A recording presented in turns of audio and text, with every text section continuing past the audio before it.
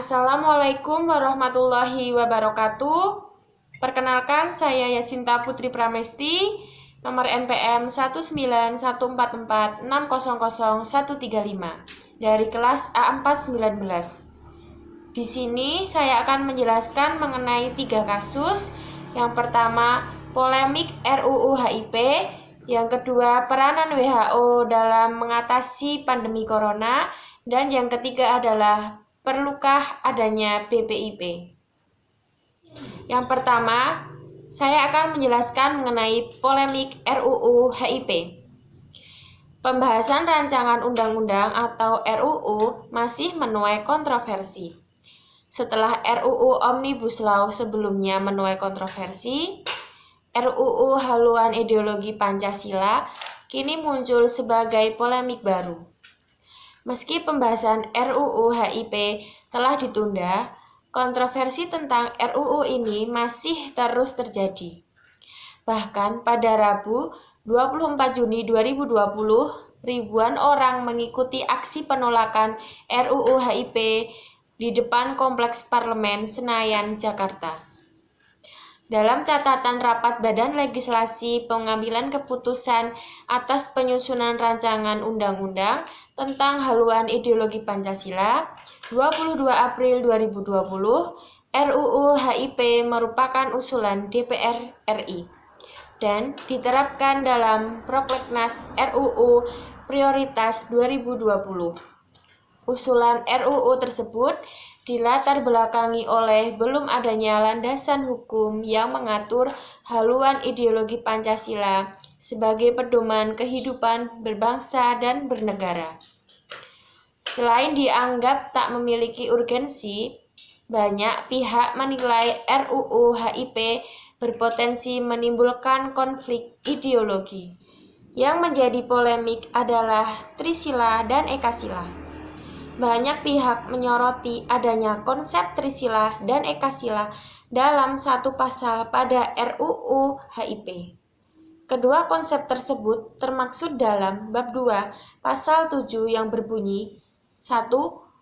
Ciri pokok Pancasila adalah keadilan dan kesejahteraan sosial dengan semangat kekeluargaan yang merupakan perpaduan prinsip ketuhanan, kemanusiaan, kesatuan, kerakyatan atau demokrasi politik dan ekonomi dalam satu kesatuan. Yang kedua, ciri pokok Pancasila berupa Trisila yaitu sosionasionalisme, sosiodemokrasi, serta ketuhanan yang berkebudayaan. Yang ketiga, Trisila sebagaimana dimaksud pada ayat 2 terkristalisasi dalam Ekasila yaitu gotong royong. Menurut Sekretaris Jenderal Majelis Ulama Indonesia atau MUI, Anwar Abbas, memeras Pancasila menjadi Trisila dan Ekasila merupakan bentuk pengkhianatan terhadap bangsa dan negara. Sebab Pancasila sebagai norma fundamental harus dilihat dalam satu kesatuan utuh dan tidak bisa dipisahkan. Urutannya pun tak boleh diubah. Tak ada TAP MPRS nomor 25/MPRS/1966 Menteri Koordinator Bidang Politik, Hukum, dan Keamanan atau Menko Polhukam Mahfud MD mempertanyakan tak adanya TAP MPRS nomor 25/MPRS/1996 dalam RUU HIP itu. Menurut Mahfud, TAP MPRS yang mengatur tentang larangan ajaran komunisme merupakan produk hukum mengenai peraturan perundang-undangan yang mengikat. Oleh sebab itu, TAP MPRS tersebut tidak bisa dicabut oleh lembaga negara maupun rancangan aturan yang digulirkan DPR. Sikap serupa juga disampaikan oleh NU, Muhammadiyah, dan sejumlah fraksi partai. Dengan beragam polemik itu, pemerintah akhirnya memutuskan untuk menunda pembahasan RUU HIP. Mahfud juga meminta DPR selaku pengusul RUU HIP untuk lebih banyak mendengarkan aspirasi rakyat. Selain itu, pemerintah saat ini juga tengah berfokus dalam penanganan pandemi COVID-19 yang telah menginfeksi Indonesia sejak awal Maret 2020 yang lalu. Selanjutnya, saya akan membahas mengenai kebijakan alternatif untuk kasus polemik RUU HIP. RUU HIP menuai polemik publik sebab draft RUU tersebut memuat klausul Trisila dan Ekasila di dalam salah satu pasalnya. Dari draft RUU, konsep Trisila dan Ekasila tertuang dalam pasal 7 dan memuat 3 ayat. Banyak yang beranggapan bahwa konsep Pancasila menjadi Trisila dan Ekasila merupakan sebuah pengkhianatan terhadap bangsa dan negara. Pemerintah akan menolak RUU jika Pancasila diperas menjadi Trisila dan Ekasila. Kebijakan pemerintah untuk menunda pembahasan RUU sudah efektif, karena pemerintah harus meminta DPR sebagai pengusul untuk lebih banyak berdialog dan menyerap aspirasi rakyat dengan semua elemen masyarakat. Pemerintah menunda pembahasan RUU HIP karena salah satunya berkaitan dengan aspek substansi dari RUU HIP itu sendiri. Aspek substansinya, Presiden menyatakan bahwa TAP MPRS nomor 25 tahun 1966 yang mengatur tentang larangan ajaran komunisme itu masih berlaku, mengikat dan tidak perlu dipersoalkan. Saat ini, pemerintah diharapkan untuk lebih fokus dalam menangani pandemi COVID-19. Selanjutnya, saya akan membahas mengenai mengembangkan kebijakan publik untuk kasus polemik RUU HIP. Yang pertama, meminta pemerintah untuk terlebih dahulu mendengarkan aspirasi rakyat.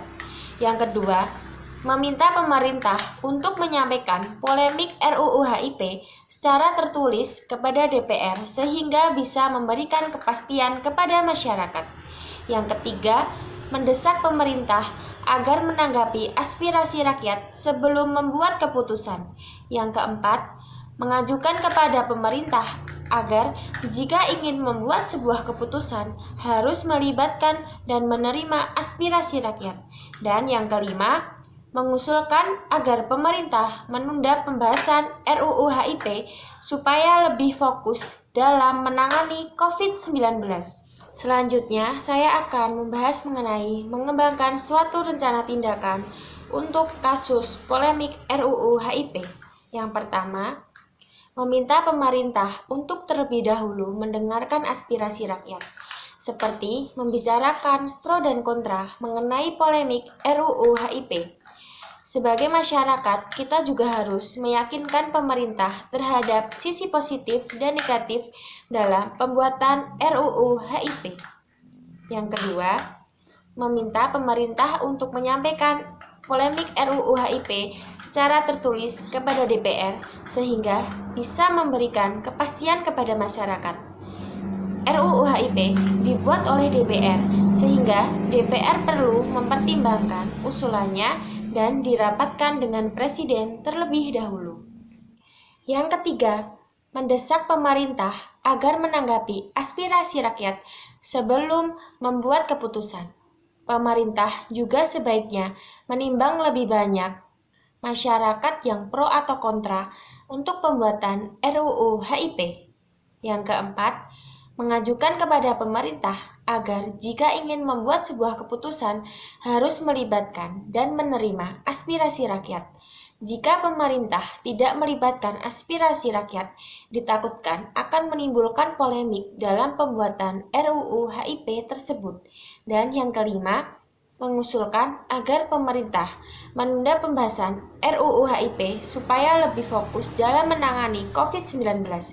Karena jika pemerintah tidak menunda pembahasan RUU HIP, kasus corona di Indonesia akan bertambah banyak dan kesenjangan sosial pun akan terjadi.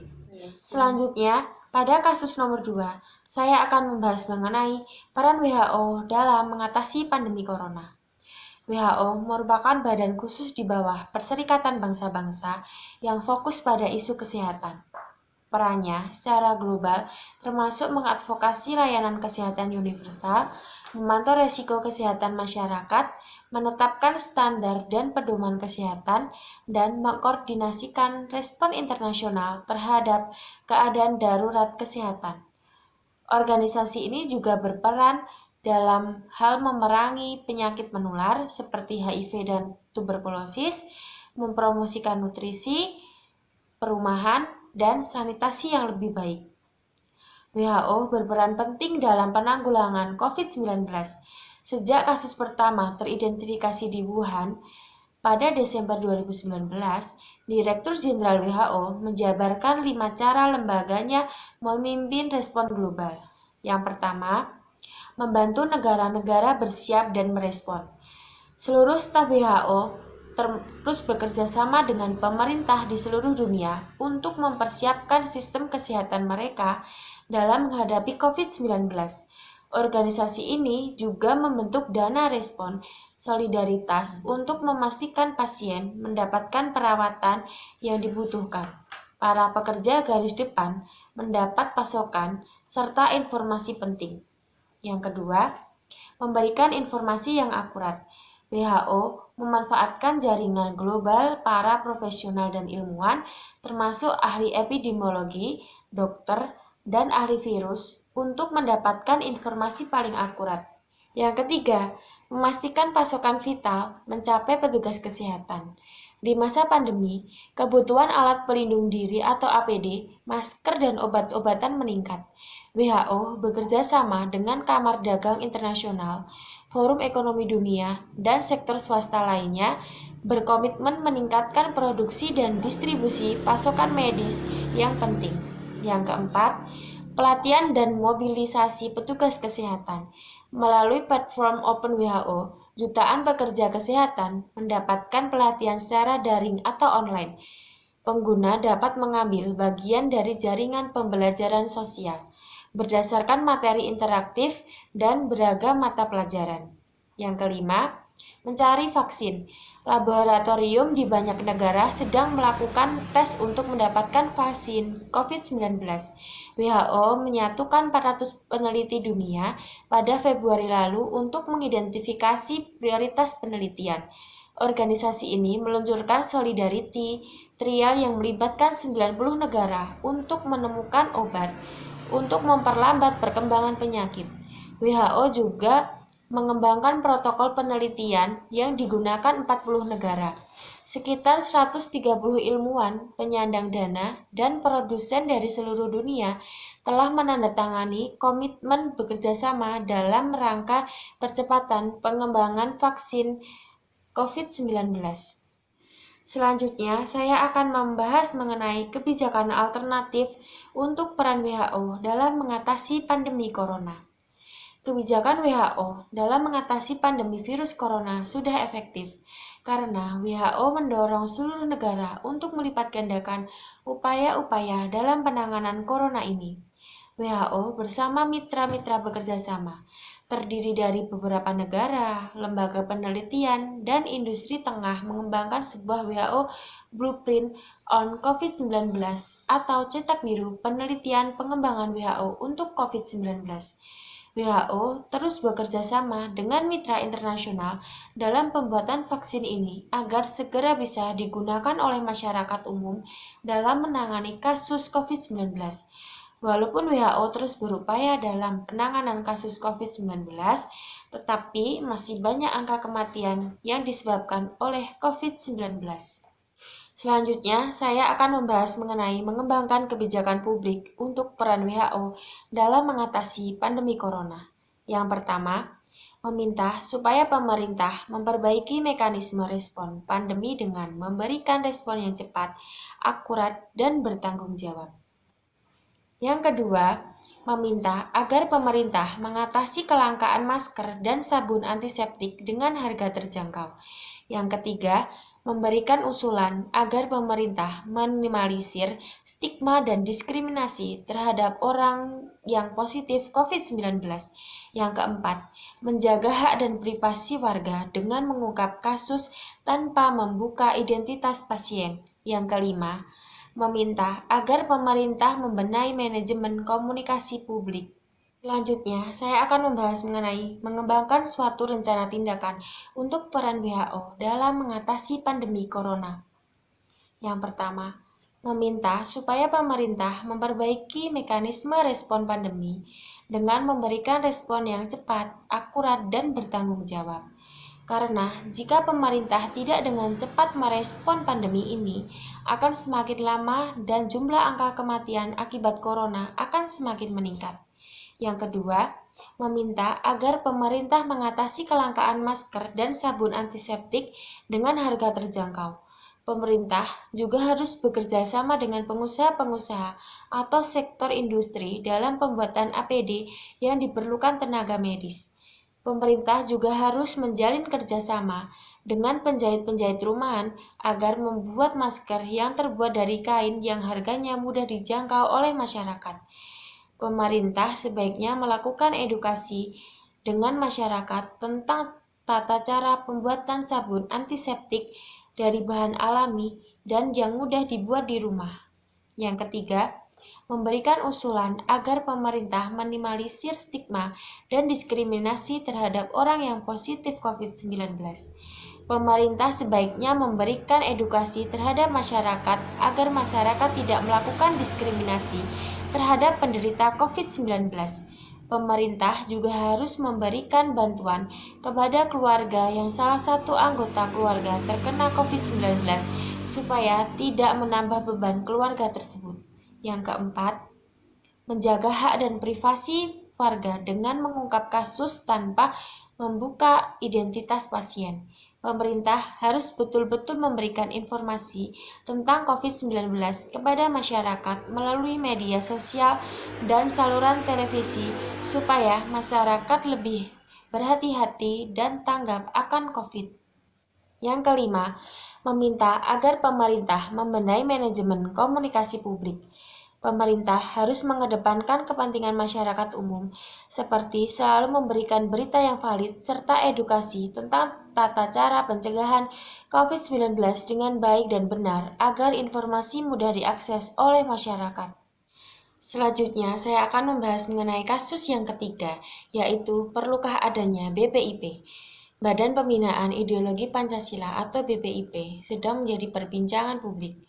Lembaga yang dibentuk dan diharapkan akan menjadi garda terdepan pelindung ideologi Pancasila ini sempat menghadirkan kontroversi tentang peran yang dipegang oleh lembaga tersebut, tugas pokok dan fungsi atau tupoksi dari BPIP, urgensi pembentukan lembaga tersebut, dan tentu saja yang menjadi perbincangan hangat adalah para pemegang jabatan dalam lembaga tersebut bergaji selangit melebihi apa yang diperoleh presiden dan wakil presiden. Perlu ada yang diluruskan dari pandangan negatif beberapa kalangan di masyarakat tentang keberadaan BPIP ini. Lembaga ini dibentuk presiden karena ada konteks atau substansi dari pembentukan badan BPIP ini. Ide pembentukan BPIP bermula dari sebuah unit kerja yang disahkan oleh presiden melalui peraturan presiden atau Perpres nomor 54 tahun 2017 tentang pembentukan unit kerja Presiden Pembinaan Ideologi Pancasila atau UKP-PIP demi menguatkan dan mengkonkretkan program pembinaan ideologi Pancasila, maka dibentuklah BPIP melalui Perpres nomor 7 tahun 2018. BPIP berkedudukan sebagai suatu lembaga negara auxiliary atau lembaga negara pembantu yang menurut Bagirmanan merupakan lembaga negara yang memiliki tugas untuk membantu melaksanakan fungsi negara secara langsung atau bertindak untuk dan atas nama negara. Berdasarkan penjelasan tersebut, dapat dikatakan bahwa BPIP dibentuk sebagai lembaga auxiliary yang menunjang fungsi negara Indonesia untuk melakukan pembinaan ideologi Pancasila dan masyarakat.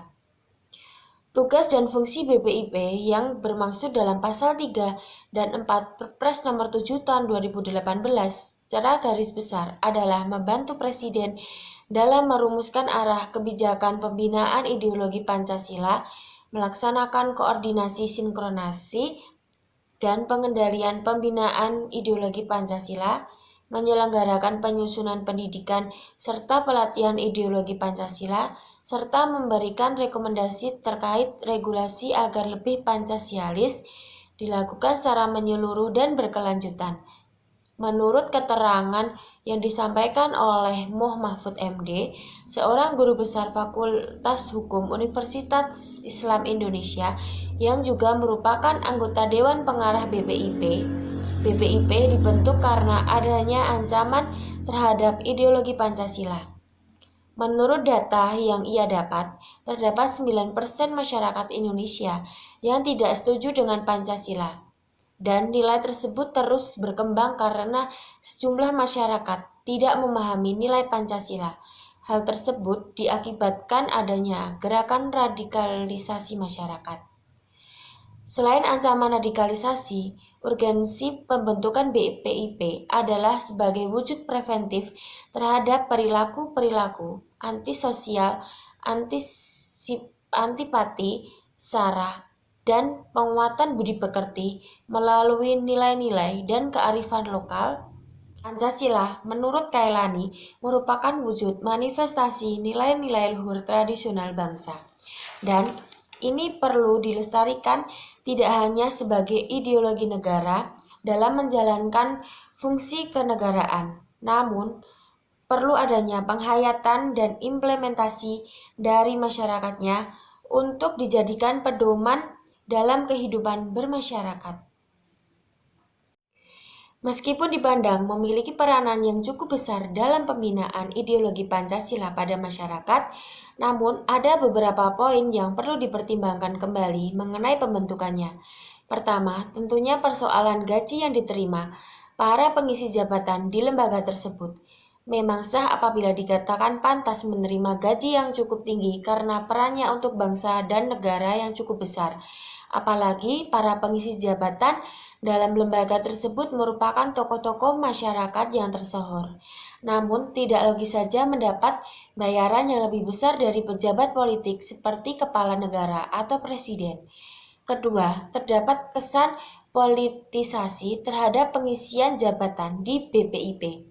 Apabila dilihat pemegang jabatan Ketua Dewan Pengarah BPIP merupakan Ketua Umum Partai Politik.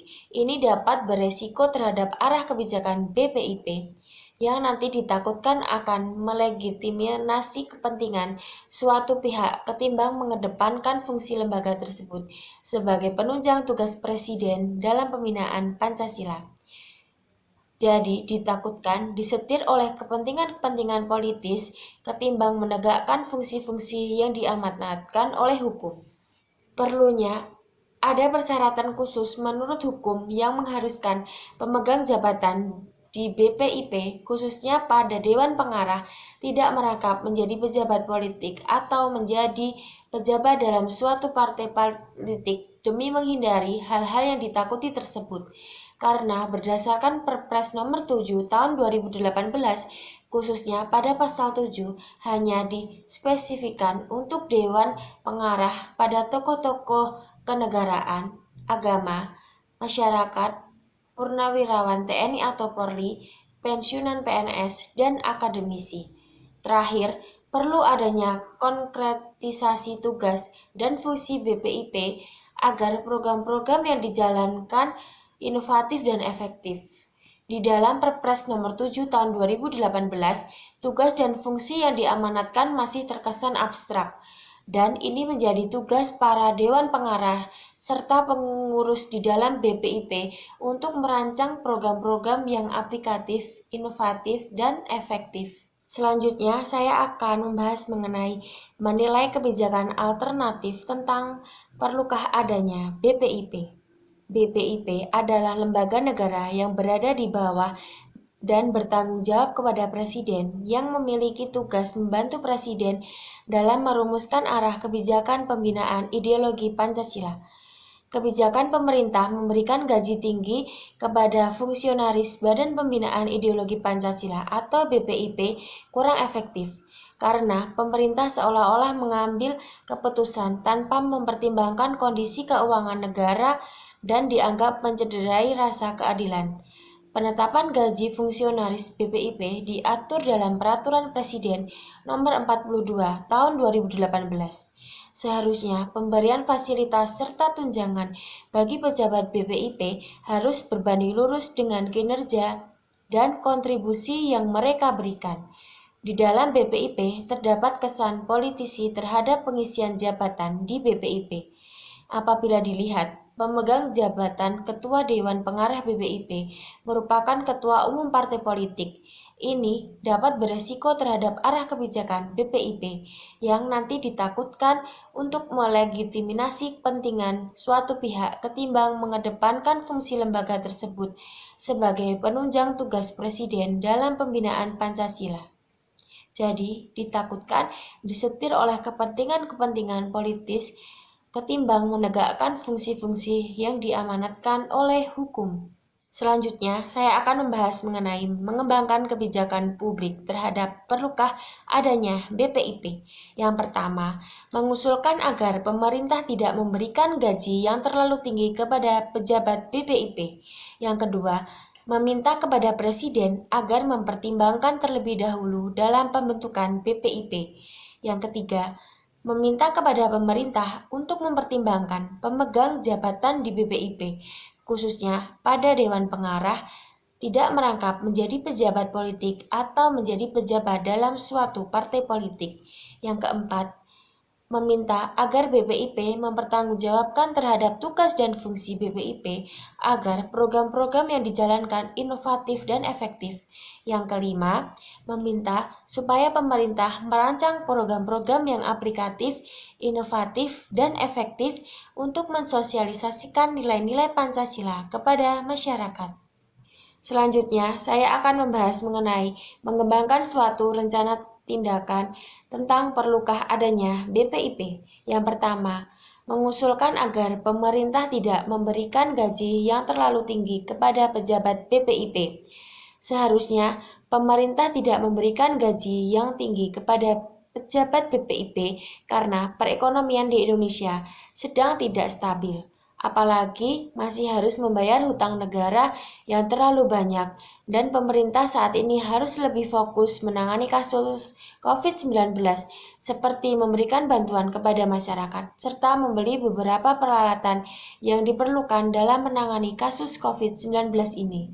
Yang kedua, meminta kepada Presiden agar mempertimbangkan terlebih dahulu dalam pembentukan BPIP. Presiden seharusnya mempertimbangkan dalam pembentukan BPIP dari segi positif dan negatifnya dan menanggung aspirasi rakyat tentang pro dan kontra pembentukan BPIP ini.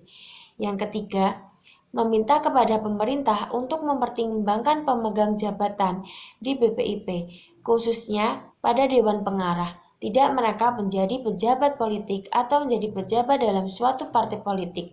Jika Dewan Pengarah merangkap menjadi pejabat politik, tujuan dalam pembentukan BPIP ini tidak berjalan dengan baik karena pejabat BPIP tidak fokus terhadap jabatan yang dijabatnya. Yang keempat, meminta agar BPIP mempertanggungjawabkan terhadap tugas dan fungsi BPIP agar program-program yang dijalankan inovatif dan efektif. BPIP harus tanggung jawab terhadap tugasnya, karena hal ini menyangkut tentang tugas dan fungsinya harus sebanding dengan gaji yang diterima. Yang kelima, meminta supaya pemerintah merancang program-program yang aplikatif, inovatif, dan efektif untuk mensosialisasikan nilai-nilai Pancasila kepada masyarakat. Pemerintah harus berkoordinasi dengan PKK setempat untuk melakukan penyuluhan keluarga mengenai pentingnya penanaman nilai-nilai Pancasila, membantu dalam penyusunan program pendidikan Pancasila yang baru ke dalam kurikulum pendidikan. Demikian materi yang dapat saya sampaikan. Sekian dan terima kasih. Wassalamualaikum warahmatullahi wabarakatuh.